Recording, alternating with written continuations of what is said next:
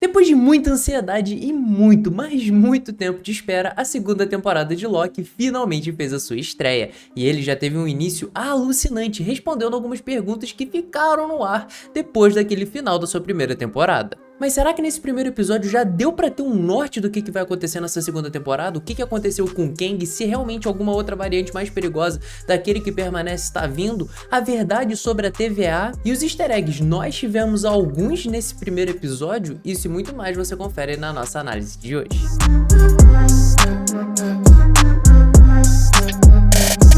Fala galera, bora bater um papo? Eu sou o Joca, você está no Origem Geek e sejam muito bem-vindos.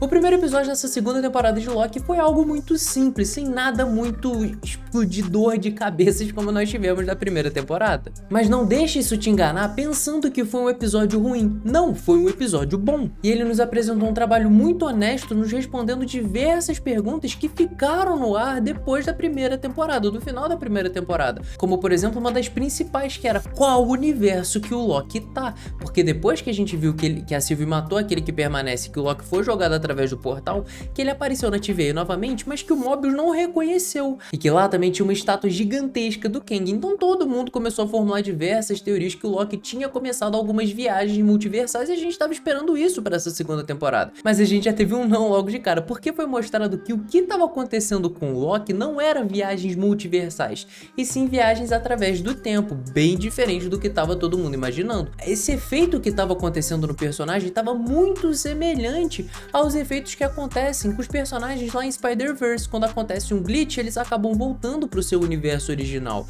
Com o Loki, a gente estava achando que ia ser mais ou menos nesse esquema, até porque a gente está na saga do multiverso, a gente espera essa exploração multiversal, coisa que até o momento não aconteceu. Mas e aí, o que você achou dessa mudança? Já deixa aqui nos comentários pra gente saber. E aproveita também para já ir deixando seu like, se inscrevendo no canal e ativando o sininho, porque toda sexta-feira eu vou trazer a análise completa dos episódios de Loki, então não perde seu tempo e se inscreve logo no Origem Geek ativando o sininho, hein? Sem contar que ao longo da semana eu trago vídeos novos completamente variados sobre o universo nerd, geek e pop. Segunda-feira mesmo eu vou trazer um resumão de tudo que aconteceu na primeira temporada de Loki, caso você tenha ficado um pouquinho perdido nesse começo. Então não perde seu tempo, faz logo essas três coisas, estou contando com você. E agora, sem mais uma ação, vamos continuar a nossa análise. Uma dúvida que eu fiquei depois dessa confirmação que o Loki não estava fazendo viagens multiversais e sim temporais, é que ele poderia ter sugado um pouco ou pego, sabe, alguma das parcelas do poder daquele que permanece de ficar viajando no tempo. Porque como a gente sabe, todos os Kangs, todas as variantes do Kang conseguem viajar no tempo. Não é bem um poder, é tudo graças a uma tecnologia. Mas o que ficou aparente no final da primeira temporada é que aquele que permanece tinha sim poderes de viagem no tempo. Então eu fiquei com essa impressão de Loki poder ter absorvido um pouco desses seus poderes. Talvez a gente veja isso um pouco mais pra frente sendo explorado nos próximos episódios. Não descartaria essa possibilidade. Mas já como o Mobius, juntamente do Obi, que pô, personagem sensacional, mega carismático, conseguiram resgatar o Loki através da linha do tempo, talvez a gente não veja algo nesse nível. Talvez a gente veja sim o Loki e o Mobius viajando através do tempo, mas não graças a esse glitch que tá acontecendo com o Deus da Trapaça. Nós também descobrimos algumas informações sobre a TVA, como por exemplo, o Kang nem sempre ter se escondido atrás dos Guardiões do Tempo. E até isso explica uma estátua gigante dele, uma parede cheia do seu rosto. E nós vimos também que o romance dele com a Ravena, não tenho certeza do nome dela, acredito que seja Ravena, vai ser um pouco mais explorado nessa segunda temporada, porque isso não foi explorado na primeira temporada. A gente descobriu que ela sabia de toda a verdade, que é aquele que permanece, né, quem que estava no controle da TVA. Só que pegando em base dos quadrinhos, nós sabemos como Kang e a Ravena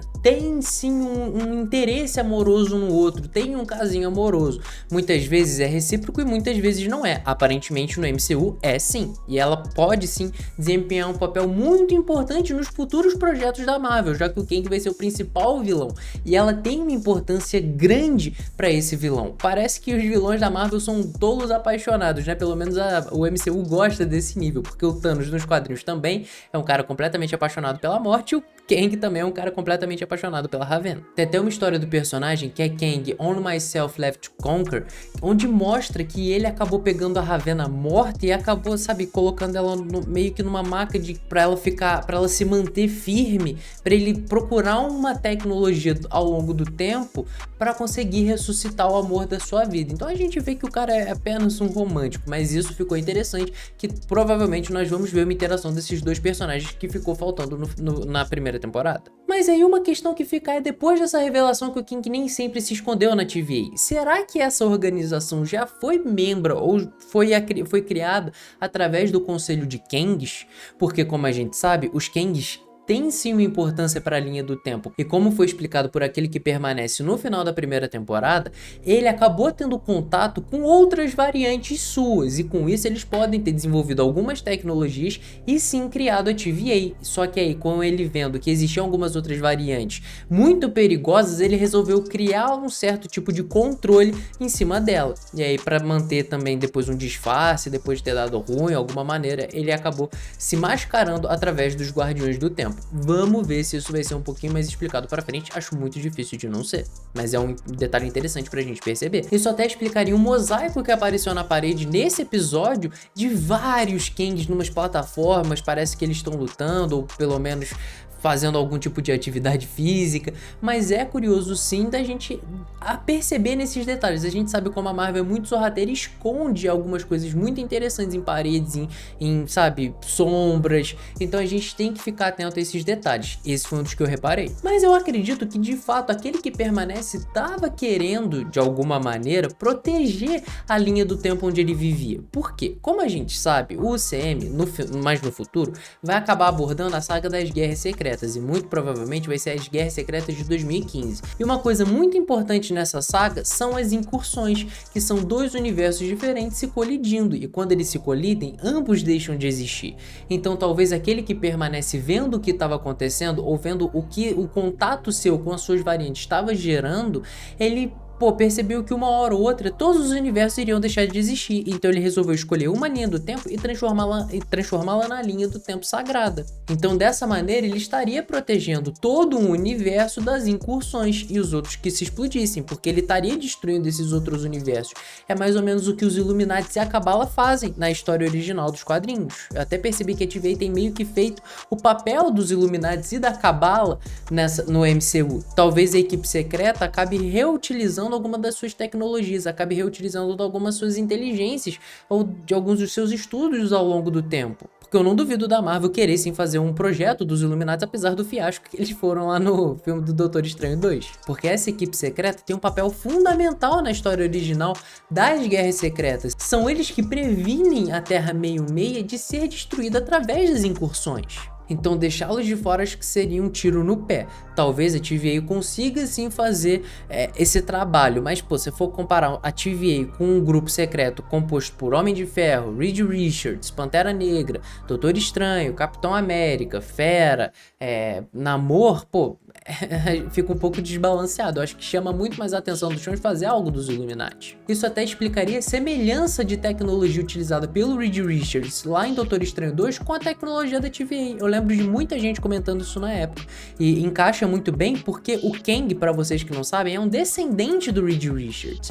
Então ele pode ter reaproveitado as tecnologias do seu antecessor para criar a TVA. Vamos ter que ver isso um pouco mais pra frente, mas eu acho que tá tudo tão amarradinho, tudo tão encaixadinho, que eu acho que a Marvel vai acabar seguindo por esse rumo sim. E outra coisa que eu acho também que aquele que permanece estava prevenindo a linha do tempo clássica seria de uma invasão de Kangs, de uma dinastia Kang. Então, como vocês podem reparar, ambas as ameaças que aquele que permanece estava prevenindo a linha do tempo sagrada são os dois próximos filmes dos Vingadores, a dinastia Kang e Vingadores Guerras Secretas. Então, sem ele, tudo ficou fora do controle, o multiverso ficou fora do controle, e aí então a gente vai ter essas guerras multiversais muito loucas que estão por vir no CM. Eu acho que o Loki é a principal obra atual do CM. Por isso, inclusive, que me deixa muito mais hypado para o resto dessa segunda temporada, e como eu tava hypado pro começo dessa segunda temporada também. E ao decorrer desse episódio, nos deslizes temporais que o Loki tava tendo, inclusive foi no último que ele teve, lá quando o Morbius estava puxando ele da linha do tempo, nós vimos que ele acabou aparecendo no futuro, e o futuro tava completamente caótico, com gente da TVA correndo pra tudo quanto é lado, com o Loki desesperado, com tudo quebrando. E a questão que fica é, o que tava acontecendo nesse tempo? A minha aposta seria uma incursão, porque como eu disse disse pra vocês, uma incursão são dois universos diferentes se colidindo, e quando eles se colidem, tudo deixa de existir. Então talvez a gente esteja presenciando, talvez nós tenhamos presenciado a última incursão do CM, que foi exatamente isso que aconteceu nas revistas em quadrinho. Os Illuminates, a Cabala, não conseguiram prevenir as incursões, resultando na colisão do universo 66 com Ultimate, tudo deixando de existir. Então eu acho que o UCM vai acabar sofrendo do mesmo destino que os quadrinhos, com tudo deixando de existir, com a última incursão, que era aquela que estava ocorrendo quando o Loki estava presente nesse seu último deslize temporal. Isso também explicaria o que a Sylvie estava fazendo naquele futuro e como ela sabia exatamente onde o Loki estava. Aquela cena ficou muito misteriosa, do porquê ela estava saindo do elevador, do porquê o telefone estava tocando. Eu acho que vai ser tudo uma manipulação do próprio Loki, porque ele não conseguiu se salvar uma vez, ou pelo menos não conseguiu salvar o Mobius uma vez e acabou ficando preso naquele futuro caótico. Ou talvez seja o próprio Loki que nós vimos, né, que voltou, que nunca nada deu errado, mas no futuro filme dos Vingadores, a gente vai se deparar com essa cena, com ele tendo que se podar. Mas aí o que aconteceu? Ele tem a fé de que aquilo vai acabar alterando alguma coisa no passado para que no futuro não aconteça as incursões, porque como a gente viu, essa série do Loki, pelo menos no primeiro episódio,